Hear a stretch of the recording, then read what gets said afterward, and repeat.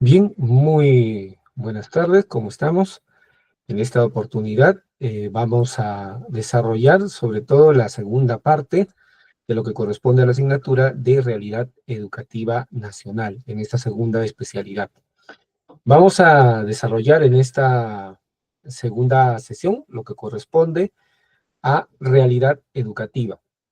Es decir, que al término del desarrollo de estas sesiones vamos a poder trabajar o el participante va a encontrarse en la posibilidad de poder evaluar los problemas de la realidad educativa, empleando sobre todo conocimientos teóricos y metodológicos en las ciencias sociales para poder elaborar una propuesta que contribuya sobre todo a la mejora del sistema educativo, ¿no? Para ello, como elemento final, esperamos que ustedes puedan cumplir con redactar, sobre todo un texto argumentativo, donde puedan, en primer lugar, identificar los principales problemas del sector vinculados a la realidad educativa y, sobre todo, puedan estructurar una propuesta de solución, ¿no? Entonces, ese es el trabajo final que nosotros esperamos que ustedes puedan elaborar y llegar a realizar. ¿Bien? En esta primera parte nosotros vamos a desarrollar sobre todo un análisis de lo que corresponde al diagnóstico de la realidad educativa del Perú, ¿no? Entonces, en primer lugar, lo que nosotros tendríamos que considerar dentro de ello es poder tener una visión general del sistema educativo peruano, es decir, cómo están organizados y estructurados sobre todo los niveles y ámbitos dentro del sistema educativo. En tal sentido, la estructura y evolución del sistema educativo está basado sobre todo en una estructura determinada que nosotros conocemos como los niveles educativos. Estos se encuentran distribuidos sobre todo en distintos niveles, como el nivel inicial, el nivel de educación primaria, el nivel de educación secundaria y sobre todo también el nivel de educación superior y técnica, ¿no? Dentro de estos niveles, cabe mencionar, por ejemplo, que en el nivel de educación inicial podemos encontrar dos ciclos claramente definidos, en el cual el primero, pues, corresponde a la edad de los 0 a los 2 años, ¿no? Que corresponde al programa de estimulación temprana, es decir, donde se brindan las mejores condiciones para que los pequeños que se encuentran en este rango de edad puedan estimular, sobre todo, y desarrollar sus habilidades, ¿no? Dentro del ámbito de la educación preescolar, es decir, ya en el segundo ciclo, de los 3 a los 5 años, pues se hace bastante énfasis sobre todo en importancia del desarrollo cognitivo. Se reconoce, por ejemplo, que en el nivel inicial, solo el 77,6% de niños de 3 a 5 años pues han accedido a la educación inicial, ¿no? Esto corresponde a las estadísticas del INEI del año pasado, perdón, del anteaño pasado, en donde pues se muestra que los niños menores, ¿no? Sobre todo en las zonas rurales, son los más afectados, donde sencillamente pues se ingresan al sistema educativo tardíamente, ¿no? Esto afecta en cierta forma la preparación de los niños para la educación primaria, limita sobre todo su participación y el desarrollo de ciertas habilidades básicas que van a requerir justamente para el desarrollo de las actividades.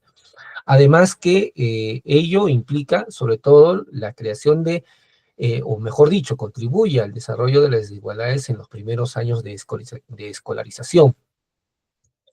En segundo lugar, tendríamos, por ejemplo, la educación primaria, como habíamos mencionado, dentro de los niveles educativos, donde esta se reconoce, ¿no? Sobre todo dentro de las edades de los 6 a los 11 años. Esta es obligatoria y sobre todo su cobertura es la más alta, ¿no? Podríamos mencionar que en el sistema educativo nacional aproximadamente el 95,7% alcanza a cubrir sobre todo el servicio, pero pese a ello existen aún una serie de dificultades, como por ejemplo la calidad educativa, ¿no?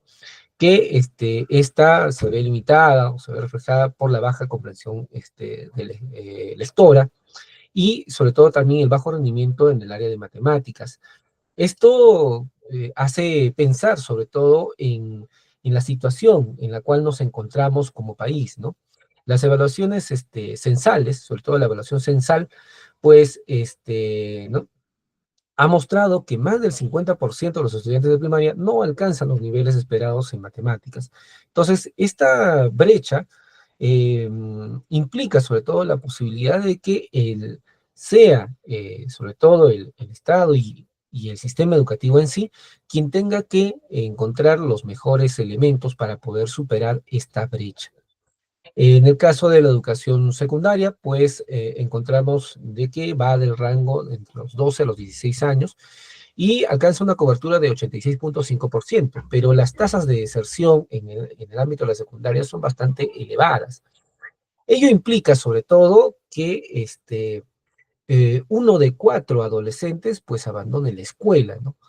Y esto a consecuencia pues de factores como la necesidad de trabajo para sus adolescentes, la falta de infraestructura, ¿no? Y muchos otros elementos más que orillan a que el estudiante en esta etapa pues abandone la escuela, ¿no? Entonces esta situación complica mucho más la posibilidad de poder alcanzar altos niveles de desarrollo y de eficiencia en el sistema educativo, ¿no? Con respecto a la educación superior y técnica, de igual manera tenemos un incremento, ha habido un incremento, una mejoría. La matrícula en las universidades ha crecido un 4% anual, pero en la oferta técnica sigue siendo sobre todo limitada, llegando a alcanzar justamente una cantidad menor al 30% de los egresados, ¿no? Y sobre todo el éxito que alcanzan ellos al culminar su formación, su carrera, es decir, el acceso a un empleo con condiciones necesarias y suficientes. La precarización justamente en la cual se encuentran muchos profesionales al momento de egresar implica la responsabilidad que tienen estas instituciones de poder prever las mejores condiciones de formación y garantizar sobre todo la posibilidad de ubicación, ¿no? En un puesto de trabajo, ¿no? Existen problemas en la vinculación entre la educación superior y justamente el mercado laboral, pese a los esfuerzos que se han ido realizando a lo largo de estos últimos años. Entonces, frente a estos niveles educativos, la distribución de la población estudiantil se encuentra establecido en cada uno de estos niveles. Dentro de ello, podríamos nosotros mencionar algunos otros elementos, como por ejemplo el marco legal y el sistema de regulación que existe en el sistema educativo, ¿no? Pese a los esfuerzos que se han ido realizando, pues de igual manera, ¿no? Continúa todavía existiendo, ¿no? Una serie de dificultades. Y las reformas y cambios estructurales que se han ido desarrollando en el sector, pues aún han sido, sobre todo, insuficientes para superar en este caso, la gran brecha que nosotros estamos mencionando. Dentro de las políticas públicas clave en la estructura educativa, nosotros podemos mencionar algunos aspectos generales, como por ejemplo, el elemento de la Ley General de Educación, promulgada en el año 2003, donde señala o establece el marco normativo del sistema educativo peruano, definiendo sobre todo derechos, deberes en la educación básica y superior, y sobre todo permitiendo alinear una serie de elementos dentro del sector que permiten su desarrollo. Ahora, la Ley General de Educación en los últimos años, incluso en su periodo de formulación, ha tenido una serie de cuestionamientos que obligan a pensar sobre todo en los alcances del mismo y si es suficiente, sobre todo para poder alcanzar a, eh, a determinar los elementos necesarios de esta realidad tan compleja en la cual se encuentra pues, el sector de educación. Eh, las relaciones entre la política educativa, ¿no? Los gobiernos, el gobierno nacional y los gobiernos regionales, implica sobre todo la posibilidad de generar una reforma de descentralización educativa. La concentración de las instancias que rigen sobre todo los ministerios, más aún el Ministerio de Educación, ente rector dentro del sector, pues hace pensar de la necesidad que existe en poder mejorar, sobre todo la gestión educativa a nivel regional y local. Pese al establecimiento de unas políticas de descentralización, estas aún resultan insuficientes, sobre todo para poder superar los problemas de implementación, de falta de recursos y sobre todo de descoordinación entre cada uno de los niveles de gobierno. Estos niveles de descoordinación no solamente han alcanzado los niveles administrativos, de jerarquía, de relación entre cada una de las instancias, sino que en algunas oportunidades ha trascendido también al ámbito pedagógico, en el sentido de que muchas de las políticas, sobre todo de desarrollo de la propuesta pedagógica, del desarrollo del currículo nacional en sus primeros años, pues llegó de forma directa a las instituciones educativas, conllevando con ello que la propuesta inicialmente formulada no fuese entendida de manera suficiente. En los últimos años se han realizado los esfuerzos para que justamente esta diversificación, este alineamiento y adaptación de cada uno de los contenidos sobre la base del contexto de la realidad, pues alcance los resultados esperados. Existe sobre todo dentro de ello una serie de desafíos enormes en el proceso de descentralización educativa. Y es justamente a través del currículo nacional en donde podemos nosotros alcanzar a cumplir con esta tan anhelada aspiración, ¿no? Ya que, por ejemplo, en el Currículo Nacional de Educación Básica no solamente están establecidos los contenidos, es decir, en los ejes temáticos que se deben desarrollar, sino sobre todo el desarrollo de las competencias. Nosotros en el sistema educativo nacional tenemos, sobre todo, un enfoque, ¿no? El enfoque socioformativo. Pues, busca sobre todo el desarrollo integral de la persona. Esto muchas veces ha sido criticado por algunos sectores, sobre todo porque existe una dificultad enorme en torno a al contexto y las distintas regiones, ¿no? Y sus características que cada una de ellas posee, que obviamente obligan a que el currículo nacional, pues en su proceso de diversificación, tenga una serie de retos a superar, ¿no? Dentro de esta perspectiva, pues nosotros podemos señalar de que, pues en teoría, pues es importante, ¿no? Sobre todo comenzar a realizar una serie de esfuerzos, una serie en este caso, de inversiones dentro del sector de educación, pero es sobre todo importante también acompañar y garantizar el desarrollo y mejora de las condiciones en las cuales se desarrollan nuestros estudiantes. Es aquí donde nosotros tenemos que comenzar a hablar sobre la calidad e inequidad en el acceso a la educación que nosotros tenemos en el país. Muchas veces los estudiantes, por las condiciones en las cuales vive, pues ven limitadas sus posibilidades de desarrollo. Se establece una brecha, ¿no? Enorme, sobre todo entre la educación urbana y la rural, que limita sobre todo la posibilidad de poder acceder a una educación de calidad. La matrícula, por ejemplo, alcanzada en la ciudad de Lima, ¿no? En el ámbito de secundaria, alcanzó por aproximadamente el 85%, mientras que en las zonas rurales fue mucho menor, llegando en el mejor de los casos al 62%. Esto afecta enormemente a las posibilidades de desarrollo, sobre todo de los estudiantes en estas distintas regiones. Las diferencias económicas y su impacto en el acceso a la educación también es un elemento determinante, sobre todo porque es la condición socioeconómica quien en cierta forma influye y garantiza a que los estudiantes puedan concluir con la escuela secundaria y no se vean obligados a abandonarla por tratar de acceder a un trabajo o cumplir con una actividad que contribuya a mejorar la realidad económica de su familia, ¿no?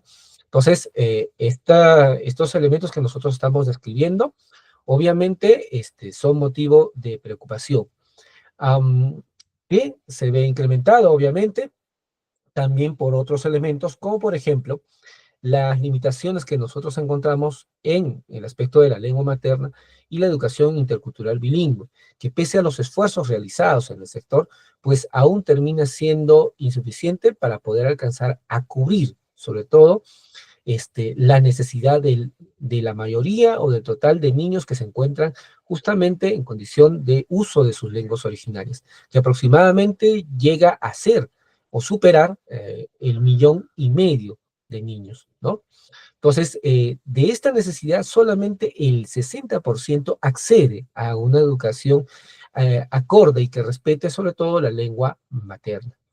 Esta situación lo que hace es, en este caso, también limitar sus posibilidades. Con respecto a la educación intercultural bilingüe, podríamos agregar que lo que se busca es la preservación de las lenguas originarias, conllevando a que aún persistan sobre todo estos elementos culturales, ¿no? Que posee cada comunidad. La brecha de género y sobre todo el acceso a la educación también termina siendo un elemento a superar. Sobre todo porque en en esta dinámica, en este tema, pues son las niñas las que tienen una serie de dificultades mayores a las que pueden encontrar en este caso los niños, sobre todo en la posibilidad de poder acceder, ¿no?, a una educación.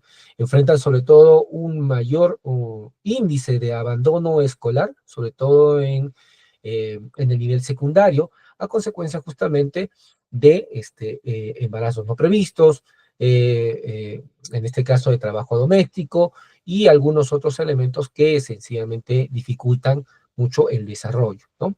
Tenemos en este caso las evaluaciones de aprendizajes, las pruebas S, las pruebas PISA, ¿no? Que sencillamente pues reflejan mucho, sobre todo en qué situación se encuentra pues el país, ¿no? El Perú ocupa prácticamente el puesto 64 de 79 países, ¿no? Con bajos niveles de matemática y lectura, en comparación con otros países en América Latina. El Perú, ¿no?, aún tiene un rendimiento por debajo del promedio. Eh, Otros factores, por ejemplo, que han influido dentro del rendimiento académico, ha sido justamente lo que ocurrió en la pandemia, ¿no? 40% de los estudiantes no pudo acceder a educación remota durante el desarrollo de la pandemia. Debido a ello, pues, ha tenido una serie de limitaciones, a falta de conectividad, de dispositivos electrónicos, lo que en cierta forma ha ampliado la brecha del aprendizaje. En estas circunstancias puede verse como un factor clave, sobre todo para poder superar estas desigualdades estructurales, sobre todo es la posibilidad de poder brindar un bienestar social, ¿no?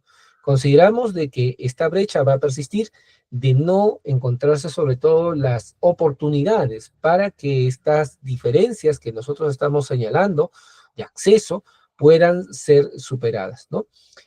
Habría que comenzar a repensar sobre todo cómo las políticas educativas implementadas en el sector puedan alcanzar, sobre todo, a ser más equitativas y garantizar una educación realmente inclusiva. Finalmente, los docentes y directores de formación, en formación y evaluación tienen que enfrentar una serie de desafíos. Se requiere dentro del sector un perfil docente y de formación inicial idóneo, acorde a las necesidades que en este caso se requiere para el sector. Por ejemplo, existe en estas circunstancias un elemento de preocupación, ya que el 30% de los docentes de educación inicial no tienen la preparación específica. Es en el camino donde se han ido incorporando a través de una segunda especialidad, a través de una profesionalización, a través de algún otro elemento o estudio realizado que se han ido incorporando. Esto, en cierta forma, implica sobre todo la posibilidad o genera la posibilidad de que se requiera, sobre todo, la participación de profesionales actualizados, ¿no?, que participen en las capacitaciones y que estén en permanente proceso de trabajo, sobre todo frente a los estudiantes, brindando las mejores condiciones de aprendizaje. La carrera pública magisterial ha mejorado los intensivos, pero el 25% de docentes no logra, sobre todo, ascender por falta de capacitación. Existen algunas condiciones laborales y valoración de la profesión docente que nosotros tenemos que ir considerando. Los desafíos en la estabilidad laboral y reconocimiento económico es un elemento clave, ya que se observa, por ejemplo, en las estadísticas que el docente en promedio ingresa, pues, tardíamente al sector educación, sobre todo en el ámbito estatal, ya tras haber transitado algunos años. El docente peruano, si nosotros establecemos una estadística nacional, gana el 30% menos que en otros países de la región. Los problemas de distribución geográfica de docentes sobreexigen el desplazamiento de los docentes en muchas de las localidades por la dificultad de acceso. Eh, Posibilidad de que o mejor dicho, limita en demasía la posibilidad de que se desarrolle una educación adecuada para los estudiantes. Y finalmente también los incentivos y mecanismos de evaluación docente, pues muestran sobre todo una falta de dirección dentro del sector, sobre todo del desarrollo de habilidades de liderazgo, gestión educativa y falta de eficiencia en la administración escolar. Muy bien, eso es lo que nosotros podríamos mencionar en esta primera parte. Muchas gracias.